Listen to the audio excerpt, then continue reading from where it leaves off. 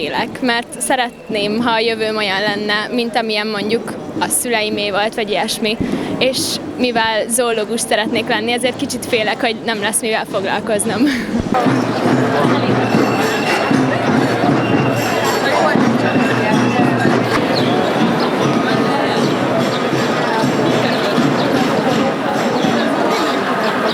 Szeretnék optimista lenni, szeretném, ha a szkeptikusoknak volna igazuk, én kevésbé erre számítok. Azt hiszem, kiszámíthatatlanabb lesz az időjárás, nehezebben viselhető lesz, meg fogja érezni mindenki és minden. Klímatüntetés, klímaszorongás, klímakatasztrófa. Egyre gyakrabban használt fogalmak a 21. században. Azt jelzi mindez, hogy a klímaváltozás hatásai már kézzelfoghatóak, a saját bőrünkön érezzük őket. Hívd ki őket a fák alá a virágok közé, és játsz velük újra gyerekként, amíg él a kert, és nem kell fértig gázolni a szemétben. A gyűlölet, az erőszak és az álléptek célra nem vezetnek. Kicsinkben építs, láttasd a láthatót, és éreztesd a láthatatlant, de ne késlekedj.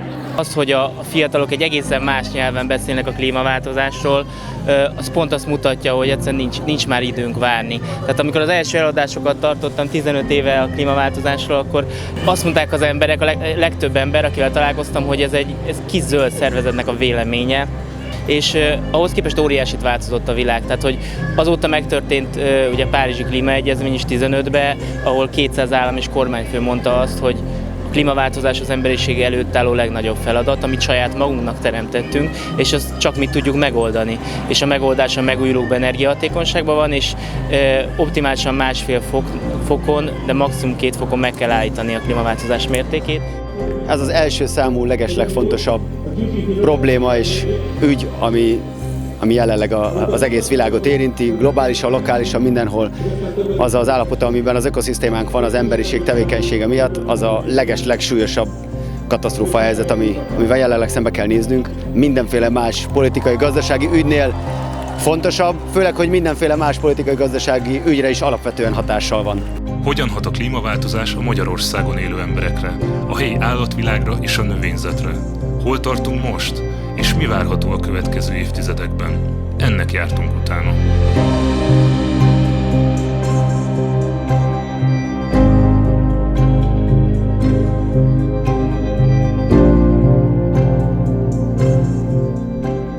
Az éghajlat vagy klíma a görög klimatos, vagyis hajlás, égöv szóból ered.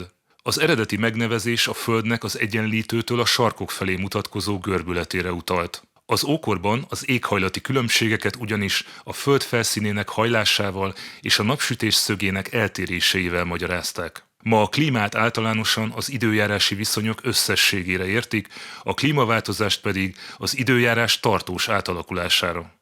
A klímaváltozás hajtómotorja a megnövekedett üvegházhatás, aminek oka, hogy az emberiség nagy mennyiségben bocsát a légkörbe üvegházhatású gázokat.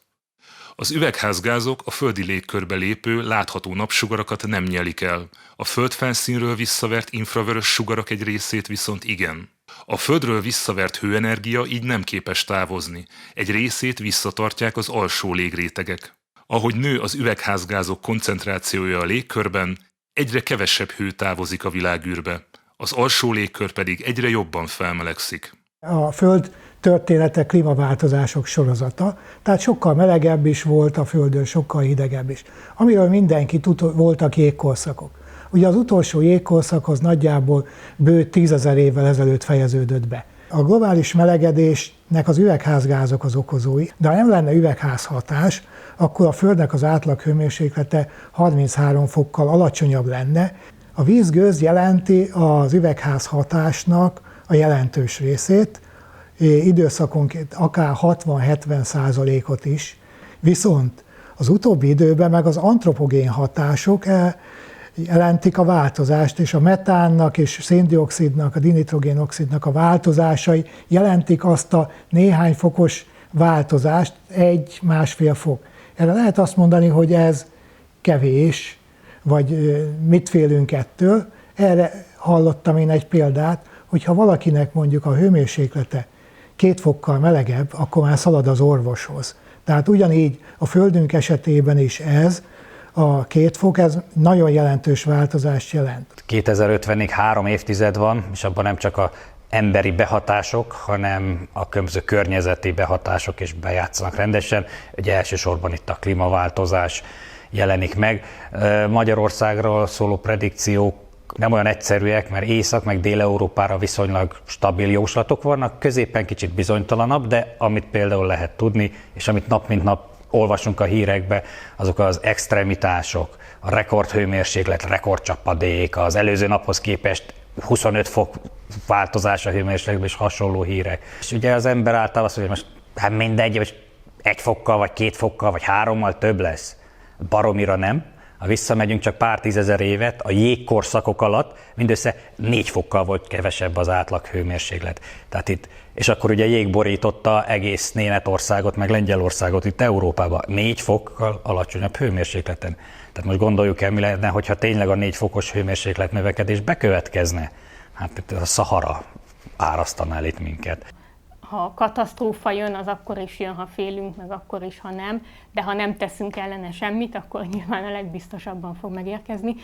Tehát 2 dolgot is tehetünk. Az egyik ugye a mitigáció, tehát az üvegházgáz kibocsátásoknak a csökkentése, és a másik pedig a felkészülés a klímaváltozásnak a hatásaira, ami már nagyjából ismert, vannak jó előrejelzések, hogy körülbelül mire számíthatunk, ezt nevezik klímaalkalmazkodásnak, amikor minden fejlesztési döntésünkben, vagy minden élethelyzetre vonatkozó döntésünkben figyelembe vesszük azt, hogy mondjuk 10 év múlva milyen időjárási jelenségekre számíthatunk valószínűleg. Ezek ilyen valószínűségi előrejelzések. Várható, hogy a szélsőségek fognak növekedni, és hogy ezekre a szélsőségeknek az elviselésére alkalmassá tegyük az életterünket, a nagy rendszereket. Arra nem voltunk felkészülve, ami most bekövetkezett az elmúlt mondjuk 4-5 esztendőben, hogy halljuk és látjuk televízióban azt, hogy az északi meg a déli sarknak a több kilométer vastagságú jégrétege olvadni kezd. Ez a rengeteg víz befolyik az óceánokba, megemeli ezeknek a szintjét, és viharok, tajfunok, tehát amit el lehet képzelni, minden csökkenti az embernek a életkörülményeit. Szerencsések vagyunk, hogy ebben a zárt Kárpát-medencében ennek csak kis részét érzékeljük, de kétségkívül érzékeljük. Többek között mondjuk az egész társadalom érzékeli azt, hogy az évszakok azok megváltoztak. Az átmeneti évszakok, a tavasz és az ősz nagyon megrövidültek. A nyár az sokkal forróbbá, sok kánikulai nappal, sokkal melegebbé vált. A térre pedig az a jellemző, hogy egy kicsit enyhébb, de nagyon kevés csapadékkal jár. 3 klímaöv határán vagyunk, az Atlanti óceán hatása, a földközi tenger hatása és a kontinens hatása is érvényesül, és esetenként egyik túlsúlyba kerül, és akkor fordulnak elő extrém események Magyarországon. A globális éghajlatváltozás térségünkben nagyon egyértelműen a melegszélsőségek növekedésében mutatkozik meg. Az intenzív melegedés a 80-as években kezdődött, azóta a nyarak melegedtek a legjobban, több mint 2 fokkal országos átlagban, de vannak olyan területek, különösen a Közép-Duna-menti régió, a délalföldi területek, illetve Észak-Kelet-Magyarország, ahol 2,5 fokos a nyarak melegedése. Ez azzal jár, hogy a hőhullámos napok gyakoribbá váltak, tehát amikor a napi középhőmérséklet 25 fok fölötti, ez már komoly megterhelést jelent a szervezetre, ugyanis rendszerint az ilyen hosszú hőhullámos események során éjszaka sem hűl le a levegő, tehát szinte trópusi jellegű éjszakákat tapasztalunk, tehát a minimum hőmérséklet sem csökken 20 fok alá. Tehát addig, amíg a múlt század elején csak elvétve fordultak elő ilyen időszakok, mostanában a nyarainknak ezek rendszeres velejárói. Tehát 2015-ben például 27 olyan napot tapasztaltunk, ami komoly hőhullámos periódusból származik.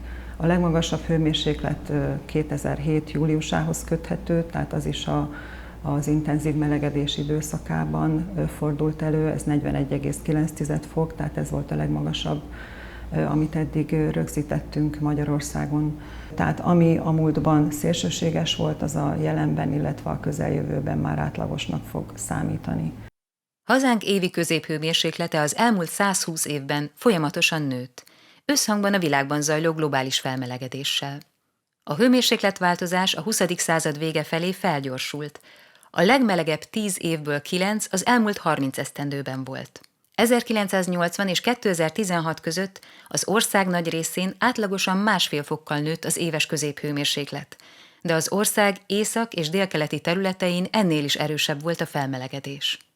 A hőhullámos napok száma országos átlagban 7 nappal nőtt 1901 óta, a fagyos napok száma viszont épp ellenkezőleg folyamatosan csökkent összesen 17 nappal. Összefüggés mutatható ki a nyári hőhullámos napok számának növekedése és a napi halálozási arány emelkedése között. 2015-ben például rendkívül meleg volt nyáron. Emiatt 17%-kal többen haltak meg, mint egy átlagos nyári időszakban. Ugye minden klímamodell azt mutatja, hogy a jövőben tovább folytatódik az átlaghőmérséklet emelkedése, és ez érvényes mind az éves átlaghőmérsékletre, mind az egyes évszakoknak a hőmérséklet változására is. Egy pesszimista forgatókönyvvel sokkal erősebb, tehát fokozott hőmérsékletváltozást mutatnak a modellek, mint egy optimista forgatókönyvvel.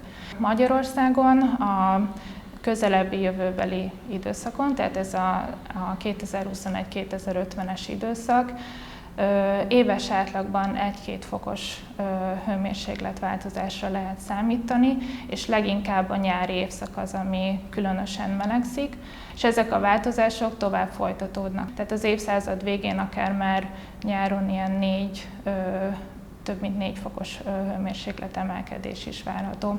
Ugyanakkor vannak olyan forgatókönyvek is, modellszimulációk, amelyek a téli változást is erőteljesen mutatják, tehát hogy télen is lehetséges, hogy nagyon erősen fog melegedni. Ugye gondolhatjuk, hogy ez a néhány fok mit számít, most éppen ma 1 vagy 2 fokkal melegebb van, azt nem annyira érezzük meg.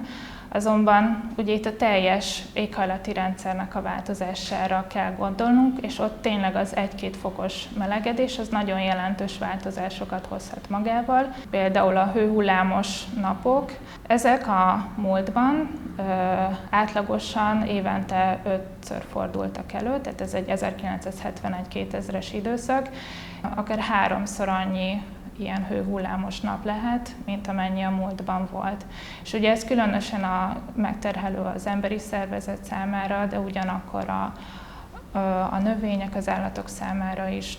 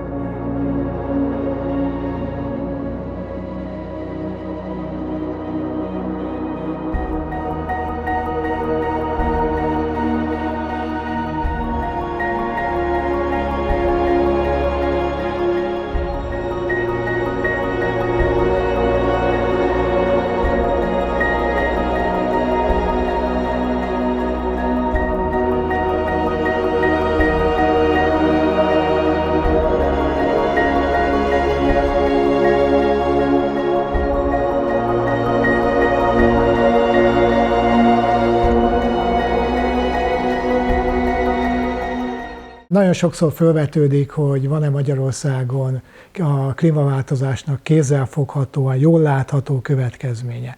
Én láttam, hogy tud 25 év alatt átalakulni egy táj. Fiatal kutatóként akkor védettséget terveztek egy területen, ami azóta nemzeti parki terület, tehát olyan, ahol antropogén hatás nincs.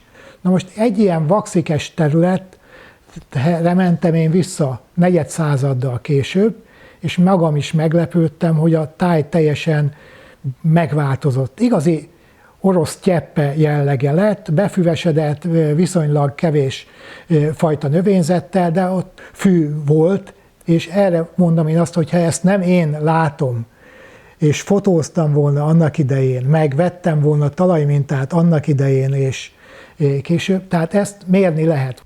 Magyarországon ugye mostanában most már jelentősen csökken a biológiai sokféleség, elsősorban mezőgazdasági területeken élő állat- és növényfajok állományai, ami azért szomorú, mert Magyarország alaptörvényének a P cikke kimondja, hogy a természeti erőforrások, köztük a biológiai sokféleség is nemzeti kincs, aminek a megőrzése az állam és minden állampolgár kötelessége.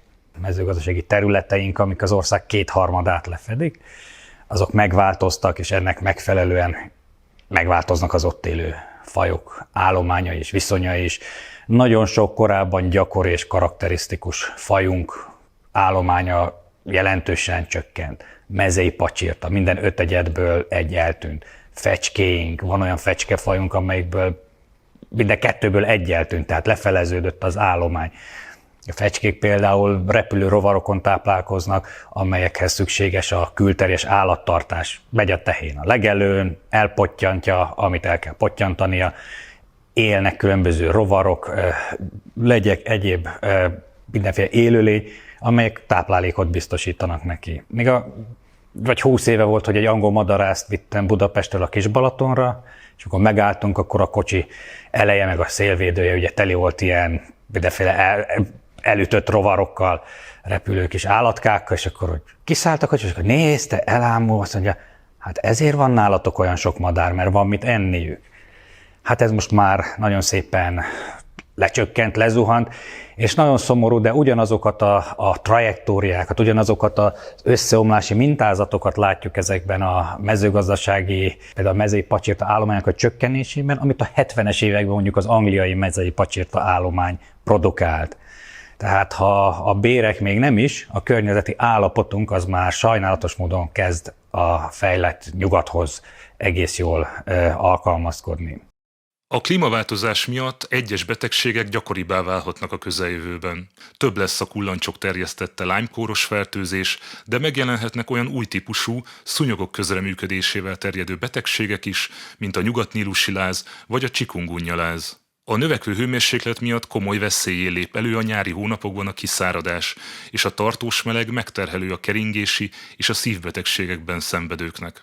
Az extrém hőséggel szemben a legkiszolgáltatottabbak a gyermekek és idősek. Az allergiás megbetegedések, a járványok és a napsugárzás okozta bőrrák viszont valamennyi korosztályt veszélyezteti.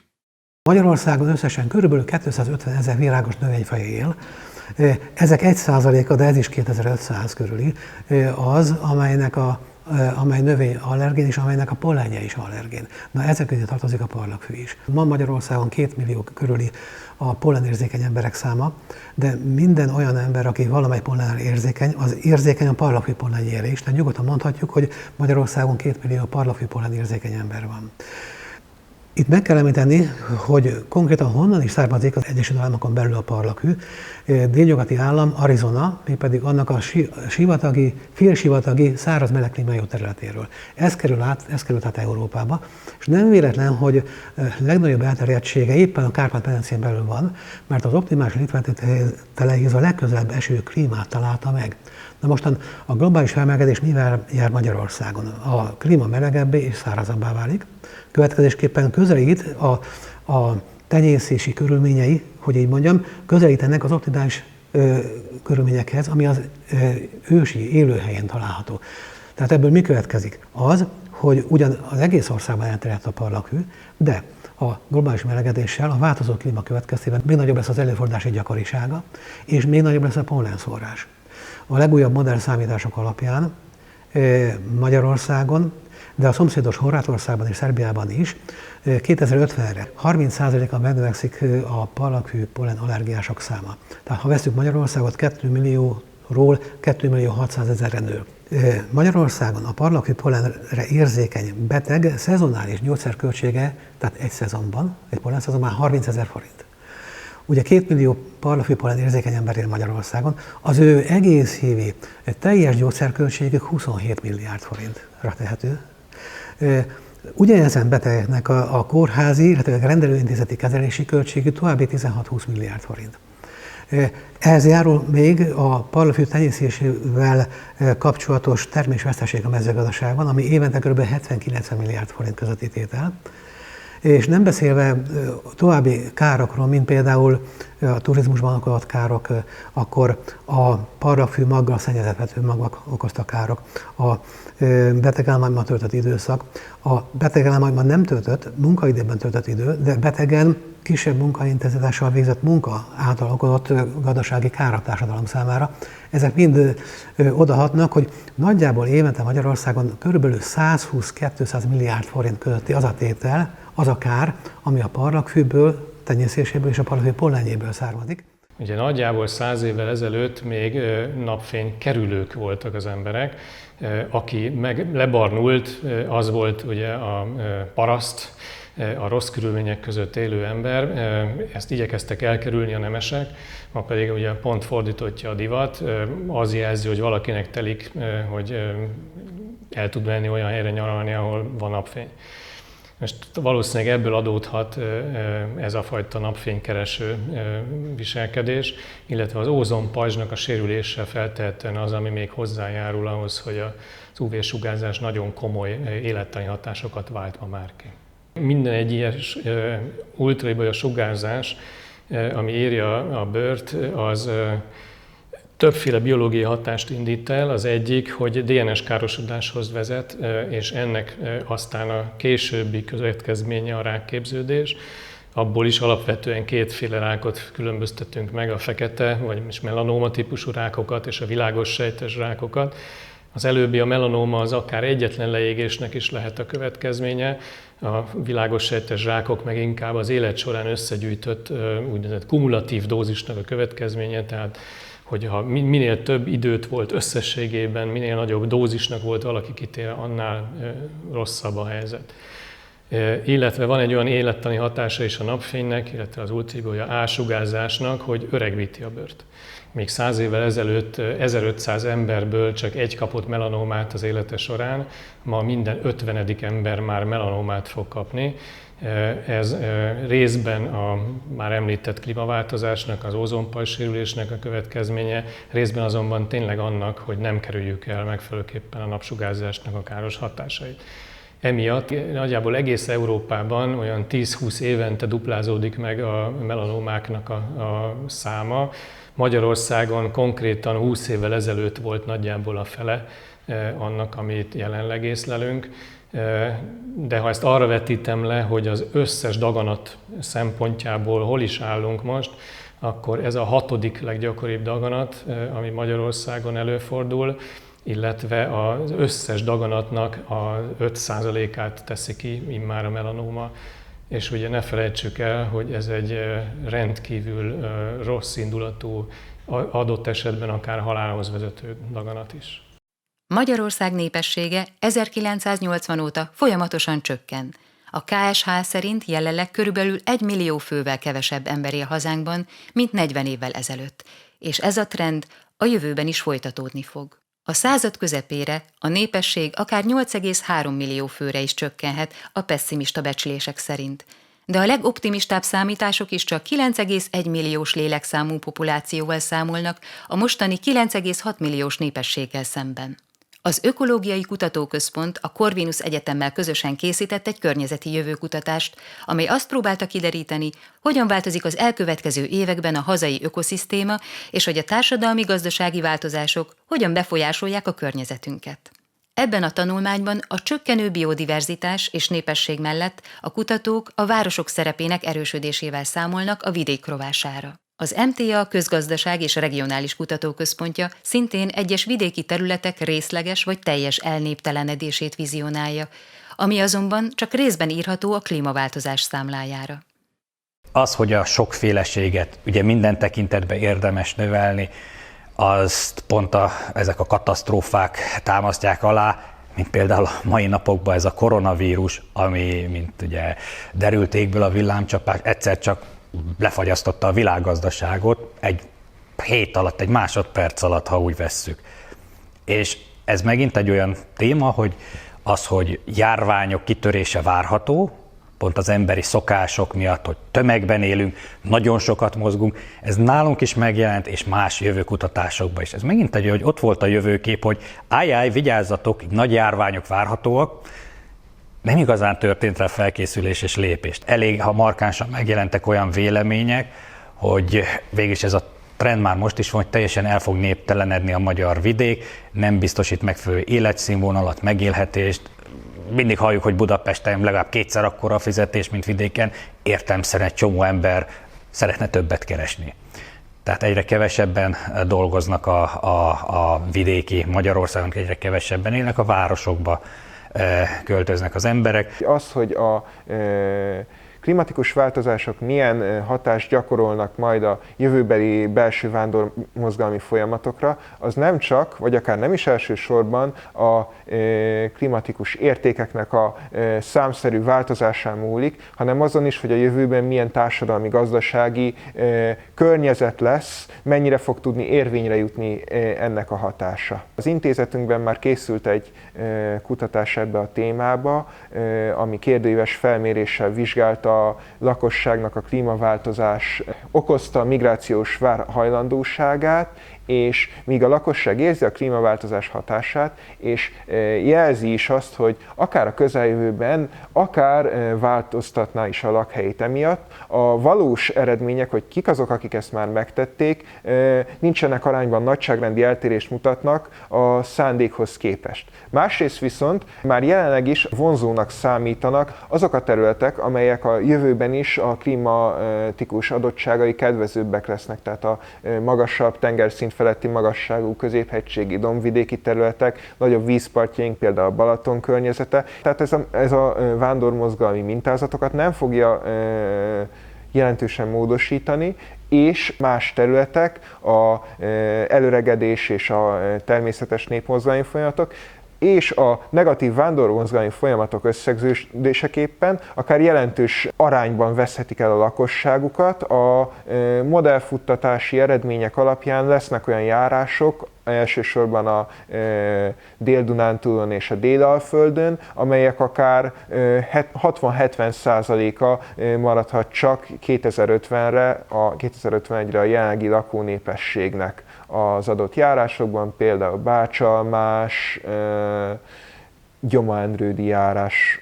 Hogyha a hőmérsékletváltozást tekintjük, akkor egyértelműen ugye az ország déli, délkeleti területei, ami leginkább érintettek a hőhullámos napok változásában, tehát ott lesz a legtöbb hőhullámos nap, ezért ezek a területek tényleg főként nyáron kedvezőtlenül hathatnak az emberi egészségre, ezért akár gondolhatjuk azt, hogy igen, tehát a hegyvidékek területére való költözéssel megoldhatjuk ezt a problémát, azonban tehát ez nem ilyen egyszerű. Hogy például a csapadékra gondolunk, akkor pedig pont az ilyen hegyvidéki területek, amelyek kitettek a hirtelen árvizeknek, tehát ott akár ha nem jól szabályozzuk a folyókat, illetve ezekre a változásokra nem készülhetünk fel, akkor ezeket a kisebb településeket, hegyvidéki területeket könnyen ugye elmoshatja egy ilyen lezúduló heves csapadék.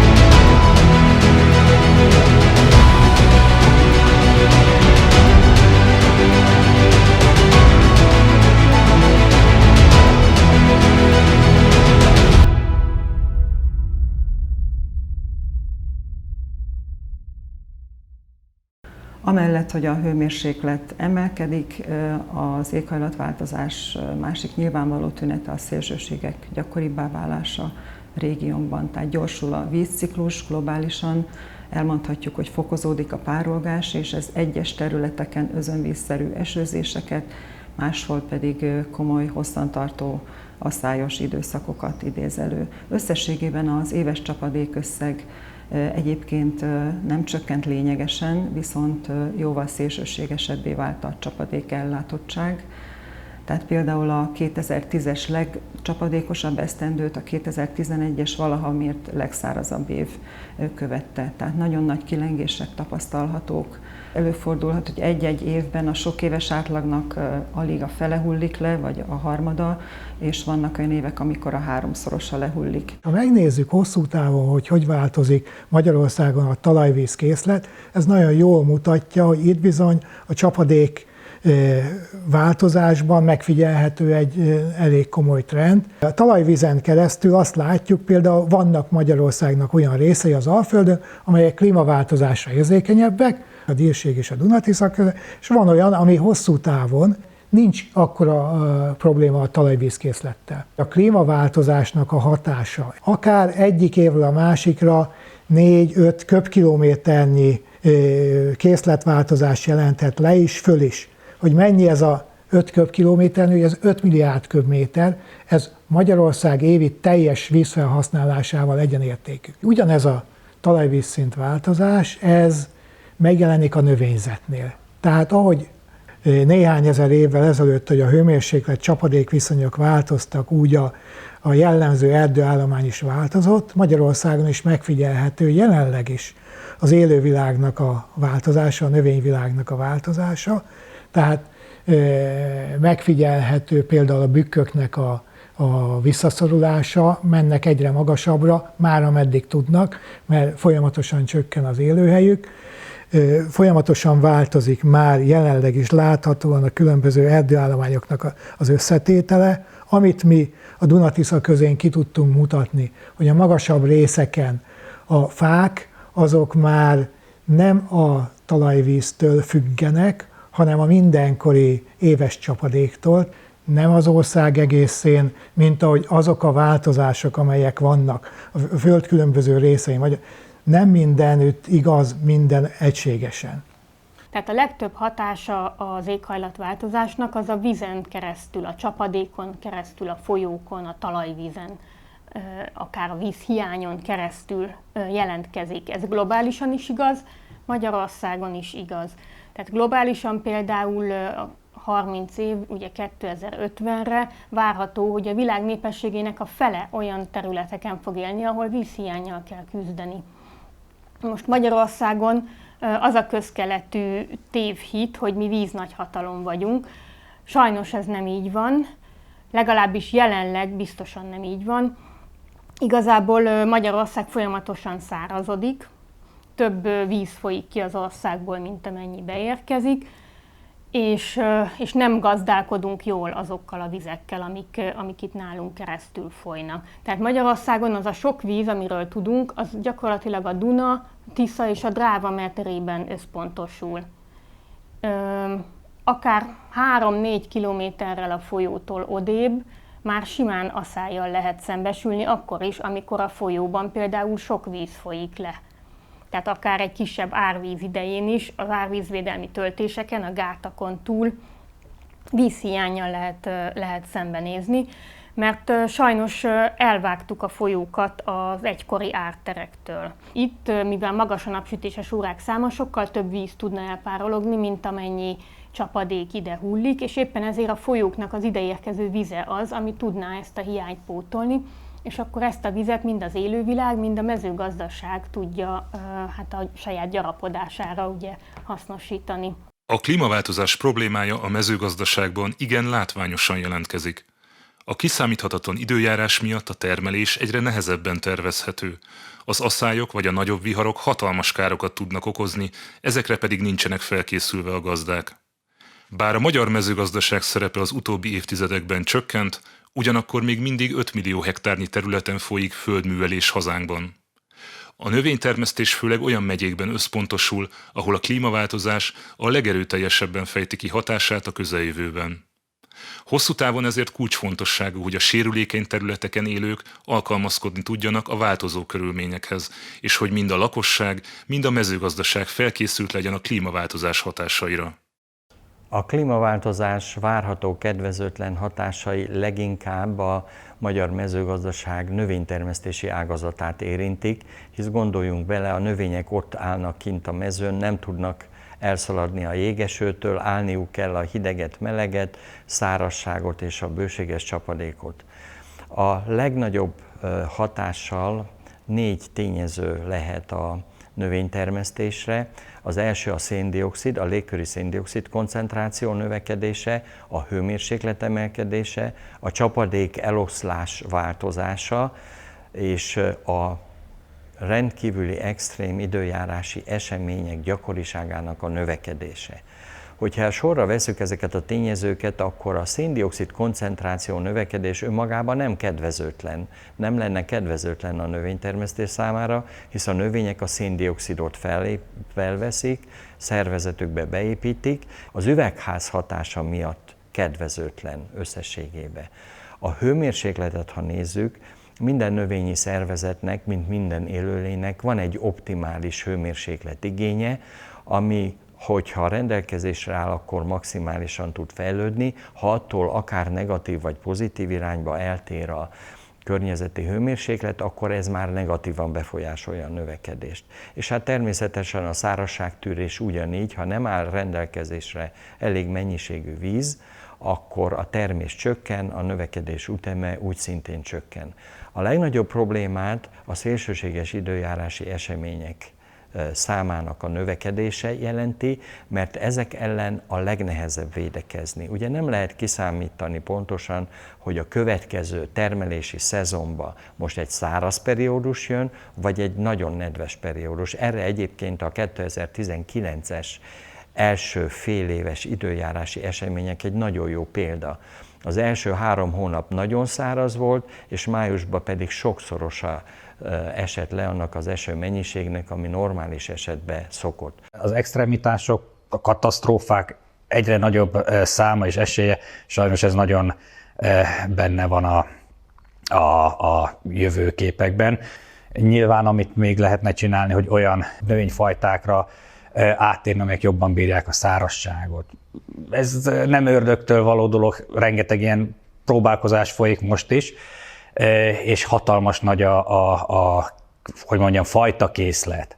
Tehát gyümölcsfákból, és ugye bemegyünk a boltba, 1-2 alma van, 4-5 maximum, azok is nagyrészt külföldről importál, de idehaza is legalább 100 almafajta található, és ugyanez igaz a legtöbb termékre. Tehát nagyon kevés, nagyon kicsi a sokfélesége, a diverzitása azoknak a dolgoknak, hogy úgy mondjam, amit megeszünk. Ami azt jelenti, hogy nagyon sérülékeny. Megváltozik a klíma, a földhasználat, akkor ami egy ideig tökéletes volt, és beborítja a fél országot, ez 10 év múlva már lehet, hogy abszolút használhatatlan lesz. Azon kívül van egy olyan általános szabálya, ugye, hogyha nagyon nagy tömegbe termesztünk valamit, amit mi szeretnénk megenni, azt nem csak mi szeretnénk megenni, hanem mások is. Tehát ha egyfajta terményünk van, akkor a kártevők természetesen ott látják a terített asztalt, fél országban, fél Európában, hogy elszaporodnak. Ha ezt meg akarjuk fogni, akkor nyomjuk ki a kemikáliát, lemérgezzük a környezetet és magunkat, az élelmiszert is, ugye, amit megeszünk. Úgyhogy ha itt is a sokféleség, a diverzitás, nem csak biodiverzitás, minden tekintetben a sokféleség, a változatosság megnőne, az egész rendszernek a stabilitását, ellenálló képességét jobban megnövelné. Mi itt a WWF-nél elindítottunk egy olyan programot, ahol a legsérülékenyebb magyarországi települések közül választottunk ki néhányat, ők jellemzően kis települések, nem véletlenül különben, mert a sérülékenység végül is 3 összetevőből áll. Egyrészt a kitettség, tehát hogy milyen hatások várhatók, óriási esők például, vagy nagy meleg.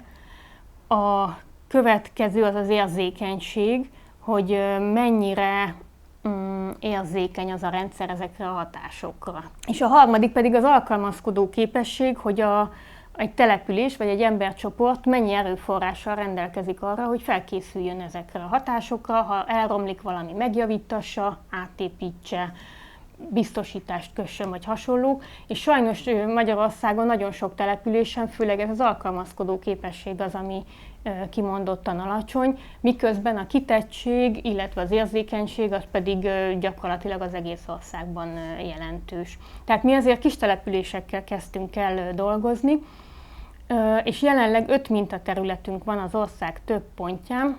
Mindenhol más-más, leginkább a vízzel kapcsolatos problémával dolgozunk. Ezek közül szinte az összes településnek szembe kell néznie asszályjal, vízhiánnyal, valamint nagy esőkkel, ami az Alföldön belvízként jelentkezik, a Cserhátban, tehát dombvidéki településen, ott pedig villámárvizeket tud okozni az a patak, ami keresztül folyik Püspökszilágyon. És a projektünk lényege, hogy a vizeket, amikor van, akkor vissza kell tartani. Úgynevezett természetes vízmegtartó megoldásokat lehet alkalmazni.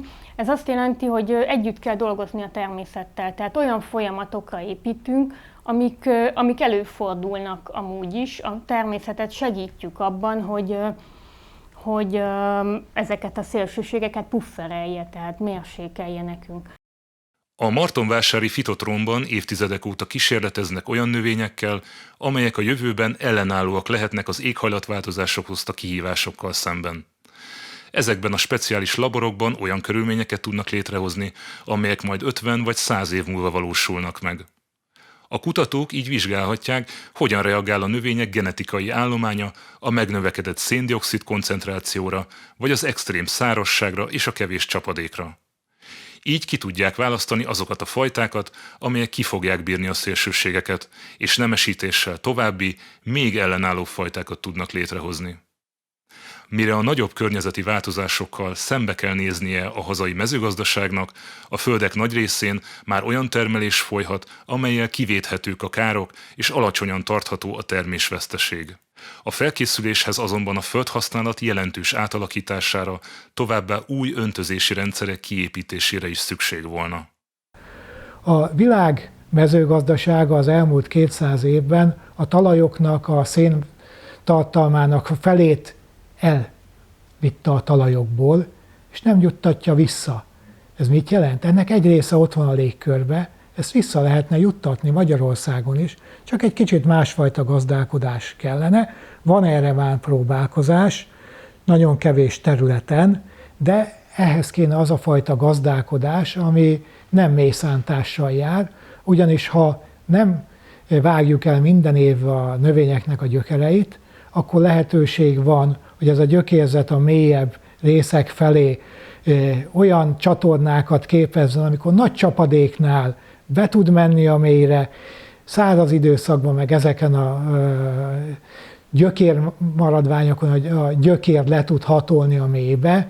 Van erre példa, tehát Magyarországon is akár 350 mm-es éves csapadék mellett is ragyogó kukoricatermést is bemutattak. A mellette lévő táblán, ahol a hagyományos gazdálkodás volt, ott meg már kiszáradt a kukorica, tehát ez egy nagyon fontos lenne. A Kárpát-medencének a klimatikus viszonyai olyanok, hogy ugyan kedvezőtlenül fog bennünket a jelenlegi tudásunk alapján érinteni a klímaváltozásnak a különböző elemei, de akkor is nekem az a véleményem, hogy 30 év múlva még buzát fogunk termeszteni Magyarországon, sőt annyi buzát fogunk termeszteni, amennyi a magyar lakosságnak biztosan elég lesz, és reményeink szerint olyan körülményeket, olyan feltételeket tudunk létrehozni, részben a biológiai alapok oldaláról, részben a termesztés technológiai oldaláról, hogy egyetemeljek ki, ami a legfontosabb, az öntözés. Ugye a mostani támogatási rendszer is arra irányul, hogy minél nagyobb terület váljék öntözhetővé Magyarországon. Tehát, hogyha ezt a két tényezőt összerakjuk, akkor a talajadottságaink megvannak ahhoz, hogy egy megfelelő mennyiségű és jó minőségű buzatermést, vagy akár a többi kalászost, ha figyelembe vesszük, tudjunk előállítani. Az lehet, hogy sokkal nagyobb ráfordítást kell alkalmaznunk, tehát ugye azért az öntözés az nem egy olcsó dolog, az öntöző berendezések kialakításától kezdve a vízdíjig bezárólag, de vízmennyiségünk megvan. Tehát Magyarországra befolyó víz nagyon nagy, csak ki kell építeni a tározókat, az öntöző berendezéseket, és akkor már is lehetőségünk lenne arra, hogy akár a jelen körülmények között is jóval nagyobb termést tudjunk betakarítani. Meg lehet termelni valószínűleg az élelmiszert, a klímaváltozás, 3-4 fok emelkedés hatására is meg lehet termelni, mint ahogy egyébként ez egy 200 éves történet, hogy 200 éve ugye a Malthus vetette fel először, hogyha a népesség exponenciálisan, a mezőgazdasági termelés meg lineárisan nő, akkor előbb-utóbb élelmiszerhiány lesz. Nincs élelmiszerhiány. Jelenleg egy főre jutóan kb. 3000 kalóriát naponta tudunk biztosítani, nem kell minden embernek ennyi, mert vannak gyerekek, meg vannak kisméretűek, meg mit tudom én, micsoda. Meg tudjuk termelni, 30%-a megy tönkre az élelmiszernek, amit megtermelünk. Tehát az élelmiszer hulladékból meg tudnánk etetni a mai éhezőket, ha akarnánk. Elosztási problémákról van szó. 50 évvel ezelőtt készült el az első olyan tudományos jelentés, amely a Föld és az emberiség kapcsolatát vizsgálta, és azt modellezte, hogy a népességnövekedés meddig folytatható, és hogy a véges természeti erőforrások meddig bírják a terhelést. A tanulmány a Római Klub kezdeményezésére született, és végül az abban résztvevő tudós házaspár Donella és Dennis Meadows neve tette híressé. Az úgynevezett Meadows modell főbb megállapításai között volt, hogy a gazdaság és népesség növekedése nem folytatható a végtelenségig, hanem fenntarthatóvá kell válnia. Ha ugyanis a természet kizsákmányolása tovább folytatódik, 100 éven belül eljutunk oda, hogy már nem lesz elég erőforrás, és akkor hirtelen drasztikus változások következnek be. Bár a tanulmányt számos kritika érte, mégis úttörő volt a maga korában, és azóta a megállapításainak nagy része beigazolódott. Míg 1972-ben még csak 3,8 milliárd ember élt a Földön, mostanra eljutottunk oda, hogy már közel 8 milliárdan vagyunk a bolygón. Egyre többet és többet fogyasztunk, mind nagyobb az energiaszükségletünk. Habár az utóbbi évtizedekben a megújuló energiaforrások robbanásszerű terjedésnek indultak, még mindig a nem megújuló, fosszilis energiahordozók, a kőolaj, a földgáz és a szén dominálnak, amitől a légköri szennyeződés és ezzel együtt a globális felmelegedés tovább fokozódik. A Föld azonban egyre több jelzést küld, hogy túlterhelt, és hogy veszendőben a több ezer éves egyensúlyi állapot. A fenntarthatóság, én úgy gondolom, hogy egy eléggé ilyen gumifogalommá nőtte ki magát az utóbbi 50 évben, ezt ugye 72 óta használjuk, és akkor az volt a definíciója, hogy oly módon élni, oly módon elégíteni ki a jelen generáció szükségleteit, hogy azzal a jövő generációnak ne okozzunk károkat. Ez ugye nehezen megfogható, nehezen számszerűsíthető, ezért sok próbálkozás történt arra nézve, hogy hogyan lehet ténylegesen ugye ebbe az irányba működni. Viszont én úgy gondolom, hogy elvesztette némileg az eredeti jelentését azzal, amikor azt mondjuk, hogy fenntartható növekedés. Tehát igazából a növekedés az biztosan nem fenntartható. Tehát a növekedés fenntarthatóság azt jelenteni, hogy folyamatosan növekszik, a végtelenbe tart mind az emberiség populációja, tehát a népesség száma, mind a gazdasági növekedés, mind az erőforrások felhasználása, ami nyilvánvalóan egy véges, egy gömbölyű világban lehetetlen. Tehát nem a növekedésnek kell fenntarthatónak lenni, hanem az életmódunknak kell fenntarthatónak lenni. És egy olyan rendszert tekinthetünk fenntarthatónak, amelyik megfelel az annál nagyobb, őt befogadó rendszer szabályainak is. Tehát nem megy szembe ugye azzal, ami az ő létét meghatározza.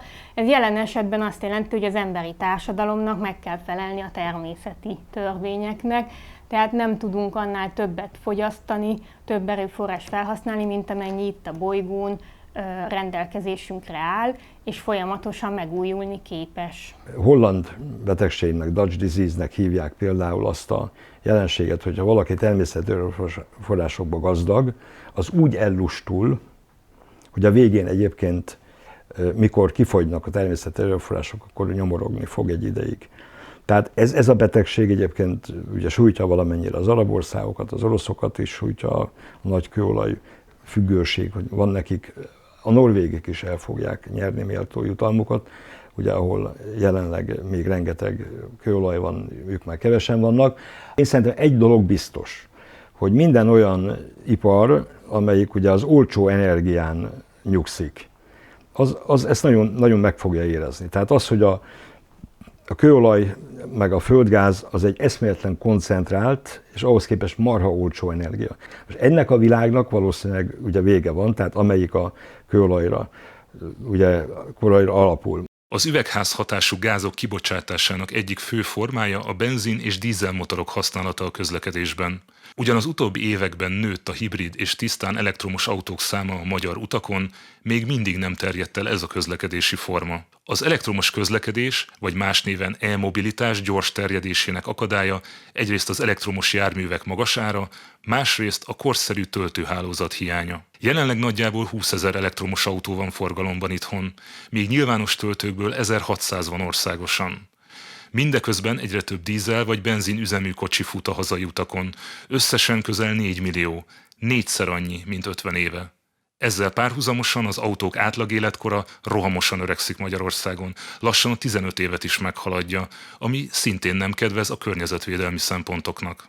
Jelenleg az elektromos autózás, az elektromos közlekedés az elsősorban a nagyvárosokon vagy városokon belül értelmezhető. Tehát az, aki el akar utazni, ott gondot okoz, hogy egy töltés több órát vesz igénybe, illetve maga a hatótáv az akkumulátorok miatt korlátozott. Hogyha az elektromos autózás egy olyan helyzetbe kerül, hogy meghatározóvá válik a piacon, avval természetesen az állam el fogja veszíteni mindazon bevételeket, amelyeket ma az üzemanyag árán, mint bevételt realizálni tud. Ebből az is következik, hogy az államnak majd az egész rendszert, az egész támogatási rendszert, illetve az egész árképzést újra kell gondolnia, hogy az állam nem maradjon egyébként bevételek nélkül. Nem kellene annyi autó, amelyik jelen pillanatban nap 24 órájából mondjuk 22-t vagy 23-at áll, helyet foglal, és megy benne tönkre egy csomó anyag, amit beletettünk,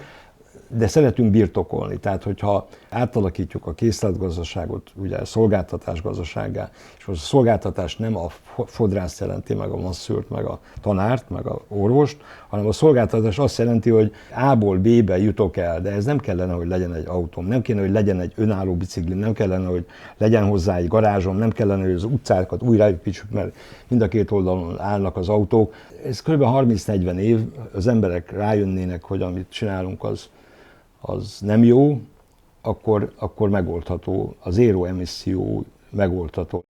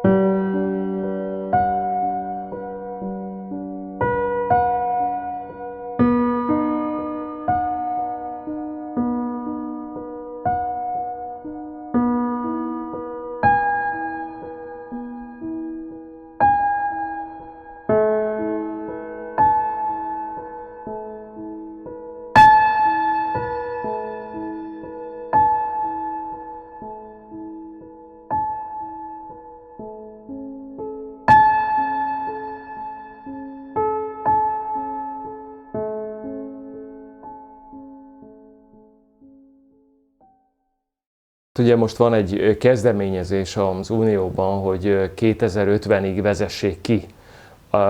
Egyes tagállamok már 2030-ig ki akarják vezetni a szén szerepét a villamosenergia előállításban.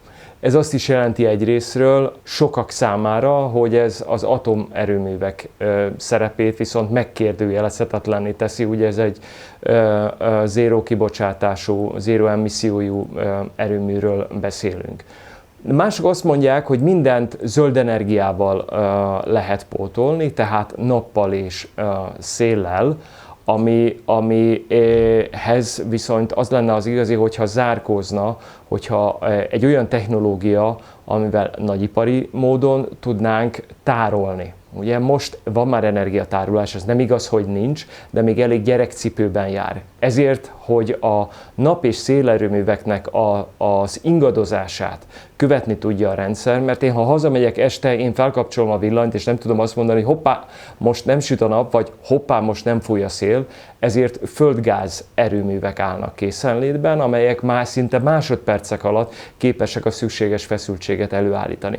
Nos, hogyha meg lehet azt csinálni, hogy a villamos energiát nagyipari módon tudjuk tárolni, akkor ez megoldást jelentett, és tovább erősíteni a nap és a szélnek a térnyerését. Ma még gondot okoz az, ha megnézzük azt, hogy Magyarországon a naperőműveknek rossz szóval élve milyen hatásfokkal dolgoznak, ugye napsütéses órák számát kell figyelembe venni elsődlegesen, akkor azt látjuk, hogy még augusztusban, illetve július végén 25%-ra képes egy napelem, januárban ez 5%.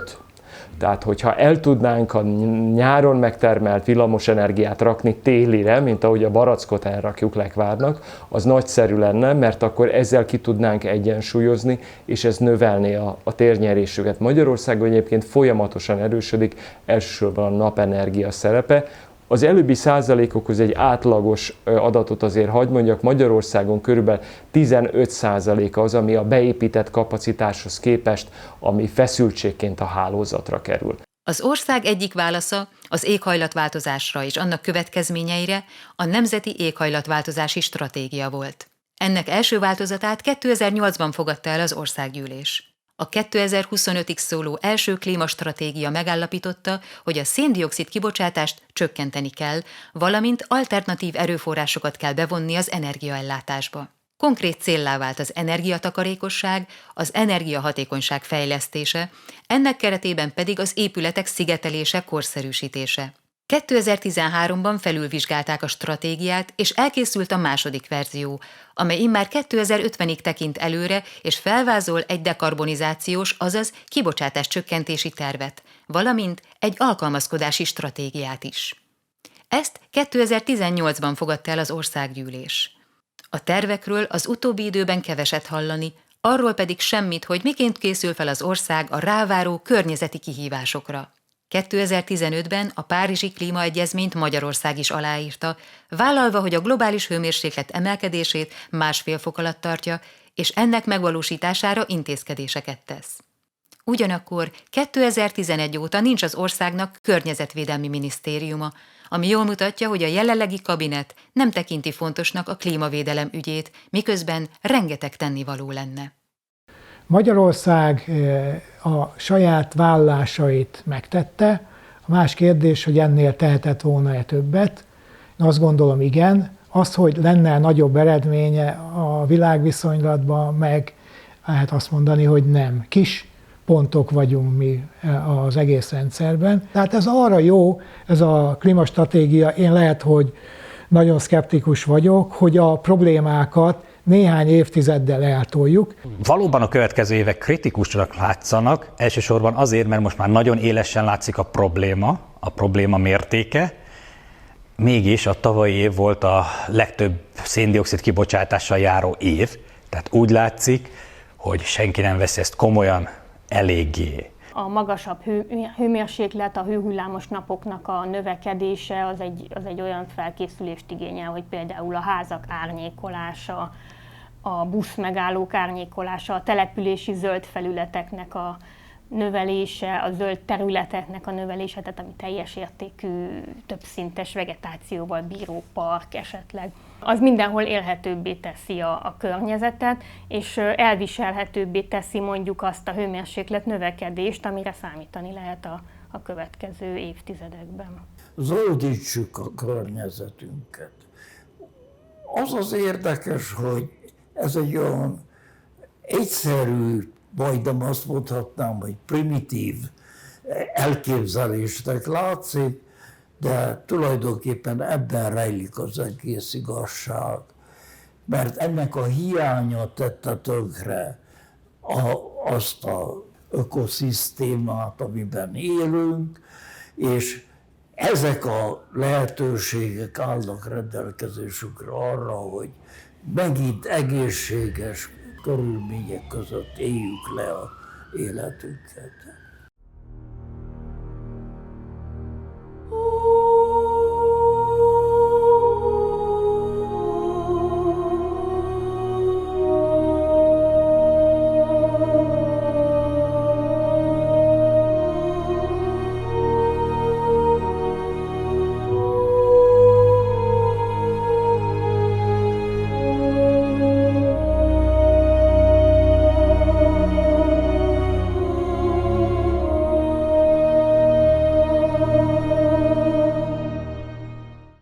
Egy klímaközgazdász kapta 2018-ban a Nobel-díjat, a közgazdasági Nobel-díjat, Nordhausnak hívják, aki körülbelül a 70-es évektől foglalkozik modellezéssel.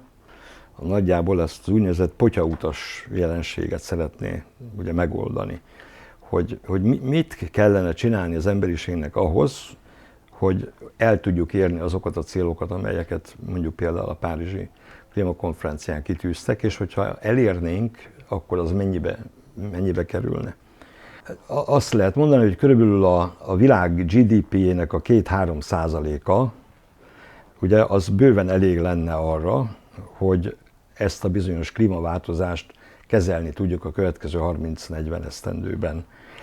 Ami nem azt jelenti, ugye, hogy nem lenne, mert már van, és most beavatkozom, még mindig halad előre, tehát a visszacsatolások azok 30-50 évesek, de mondjuk a nagy fenyegetéseket, azokat valószínűleg el lehetne kerülni. És hogyha ezt a 2-3%-ot mondom, ugye az emberiség GDP-ből, akkor ebben az a röhely, hogy ezt a kb. 20 leggazdagabb család ki tudná fizetni nevetve, és nem lennének szegények se utána. Tehát akarni kellene. Világviszonylatban az elmúlt 20-25 évben visszalépegetés van, és ezt lehet simogatni egy párizsi egyezménnyel. Ez tragikus, ahova haladunk.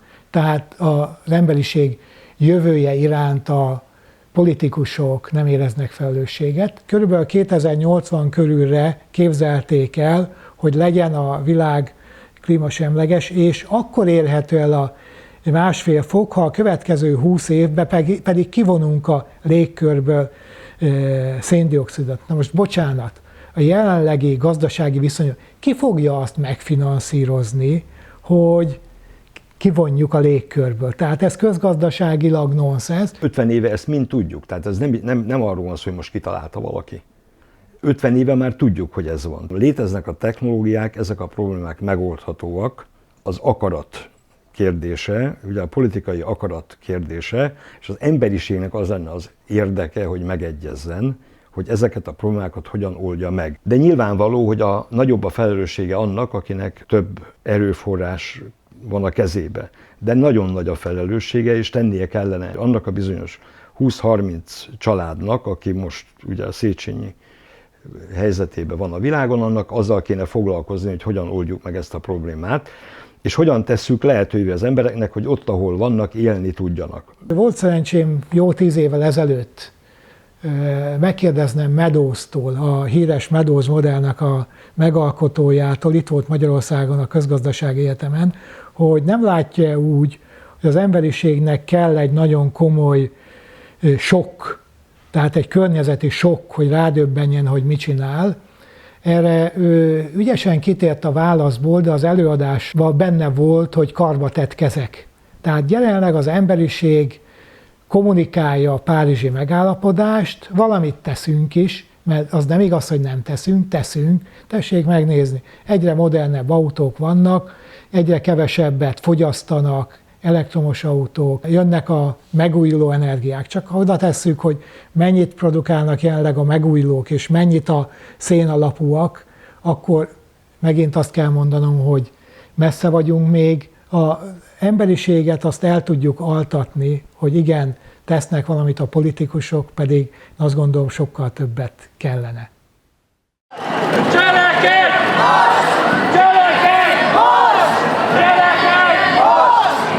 Nincs más lehetőség, mint hinnünk abba, hogy tudunk még pozitív változást elérni.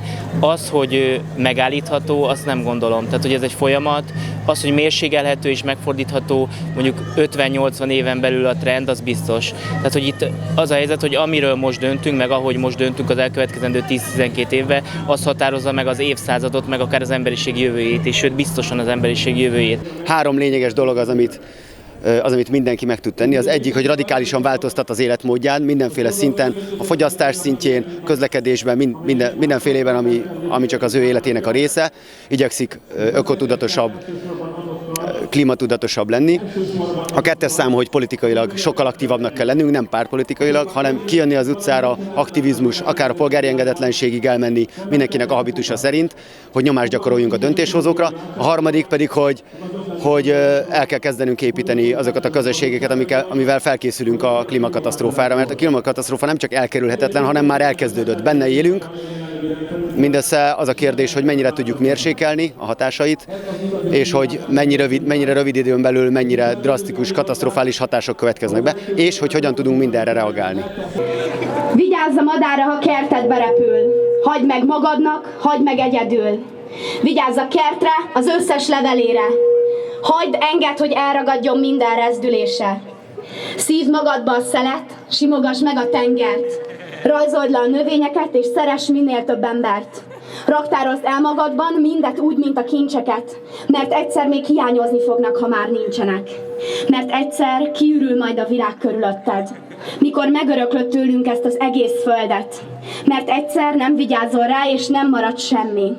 Azt hittétek, könnyebb ilyennek lenni.